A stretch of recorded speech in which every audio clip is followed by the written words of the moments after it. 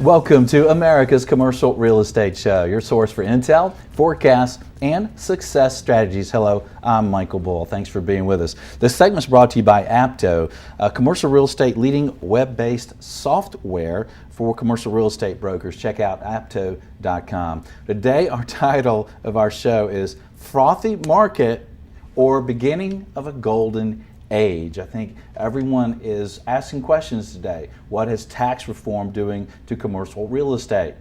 What are rising interest rates doing to commercial real estate? A lot of changes going on. Also, we've been in this cycle, this great cycle for a long time. People are concerned there. What should we expect moving forward? Well, please welcome my guest, Tim Bodner. He's U.S. Real Estate Deals Leader with PwC, and Byron Carlock, U.S. Real Estate Practice Leader with PwC. Gentlemen, thanks for being here in Studio One. Thanks, Michael. Well, first of all, let me start with the tax reform. And Jobs Act, like jobs part of it, is that good for commercial real estate? Our view is that it is good for commercial real estate. And there's really probably 3 or 4 areas of the act that really impact real estate. One is the interest deductibility and the favorability that provides to real estate through their exemption from it. The second is around carried interest and the favorable aspects of being able to kind of still get the favorable tax advantage, but over a longer period of time from 1 year to 3 years. Today, there's also the maintenance of the 1031 exchange. So we can still do that. And of course, the overall reduction in the rate from where it was before to 21% is obviously very good for our sector. Sure. I mean, I think some of the activities in the industry were stalled while people were waiting to see what was going to happen. Yeah. And now I think we're seeing the benefits of the realization that tax reform ended up being pretty good for our industry. Yeah. And some of the pin-up transactions are now beginning to come back into the pipeline.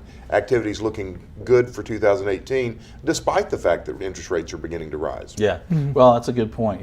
We see that at our shop here. It seems like in December and January, people are more excited, whether it was to buy or sell or just transact and lease space and expand. So let's talk about office market first, if you will, because it seems like it's called Jobs Act, right? So if we have more jobs because companies have more money to invest, we have the repatriation, are we going to get some more money coming back in the U.S.? Is that going to create jobs? What do you think the Jobs Act does for the office sector? Our view, I think, is you have to look at it industry by industry. So clearly in certain sectors, technology, as an example, you've certainly seen some of the large technology firms bringing money back, reinvesting in developing new corporate headquarters, hiring more people, paying their employees larger bonuses, and so on and so forth. You also have other tech businesses that are looking at opening new offices in new markets. So certainly, like at the technology industry, as an example, is certainly going to use the capital that they get from tax relief to reinvest in their business. I think when you look at it across other sectors, retail as an example, it's a little bit of a kind of it depends, right? To see kind of what impact other trends, technology as an example, have on their businesses, to see ultimately what happens from tax reform. And I want to get more of your comments and thoughts on future of retail. And before we go there too, let's talk a little bit more about office. So what do you expect for GDP and just the economy and just the office growth overall? Do you see any trends in the office use that we should think about? The biggest trend is the movement toward relevance. I think if you realize that 80% of our office stock was built in the 80s or before, and we've underinvested in CapEx through these last probably 20 years, there's a lot of work to be done on the existing office stock as a redevelopment opportunity. As we respond to the changing demands that Tim was just talking about with tech companies and other users trying to use their office space to do 2 things. Not only run their business, but to be an ambiance that's appropriate for executing their business, attracting talent and retaining talent. Yeah. So you're seeing a big shift in the way office space gets used We've seen this movement toward open space, take out the mahogany, take out the old classic artwork, replace it with white walls and contemporary art and open spaces and workbenches, and take down the private offices. I think what we're seeing now is some of the private offices need to stay. You know, the Gen Z, the entrants into the workforce today are saying, if you're going to make me come into the office, I want a place that's quiet enough for me to work and concentrate, or else I'm going to work at home. Right. Because you've given people that opportunity if they want it, right? Right. So the whole schematic of how people use office space is changing.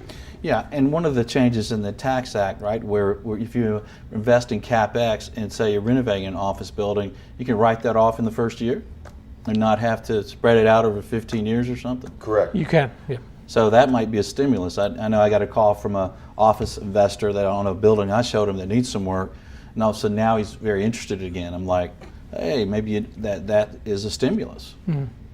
So what do you expect for the office market moving forward from investors, cap rates, from that side of the investment side? Well, the supply-demand dynamics are actually pretty attractive. Yep. And the discipline in our development community is still pretty tight.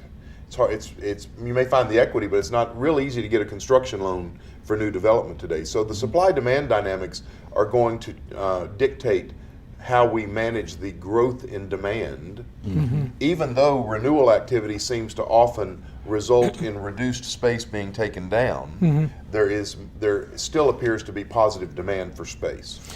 I think the other thing you're seeing, Michael, is the impact of certain of the emerging technology businesses that are redefining how office space is used in the relationship with the traditional landlords, how they kind of are going into adjacent businesses as a way of maximizing their space. So if you take kind of a traditional landlord who's typically just had one-way relationship with their tenants, they're kind of getting a little bit more innovative around how they navigate through the impact of technology and alternative businesses on leisure space. Thus the birth of the shared space office. Absolutely, yeah.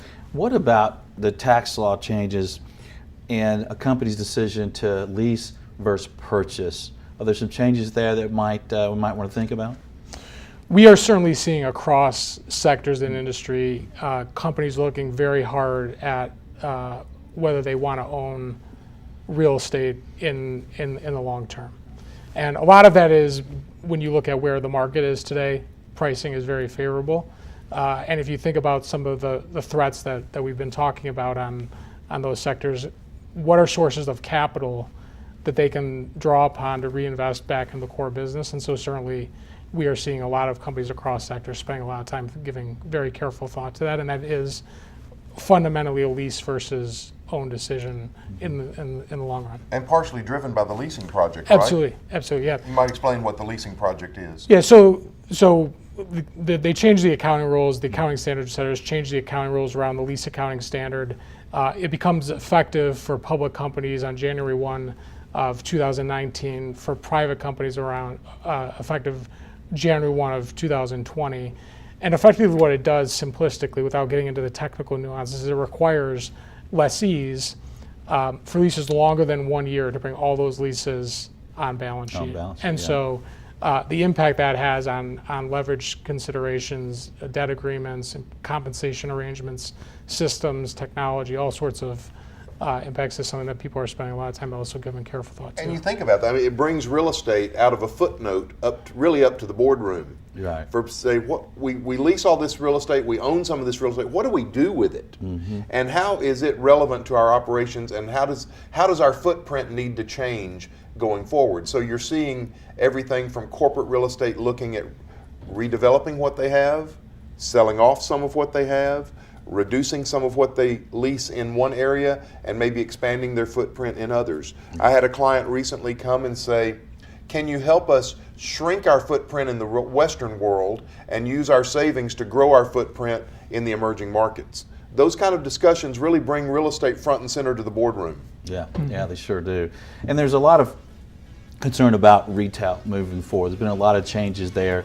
And when you look at some of the changes that we're having, even in the tax reform and Jobs Act, I'd like to get you guys' opinion on how that's going to impact retail investment and retailers moving forward. We'll take a short break. Stay with us. I am Michael Bull, and this is America's Commercial Real Estate Show.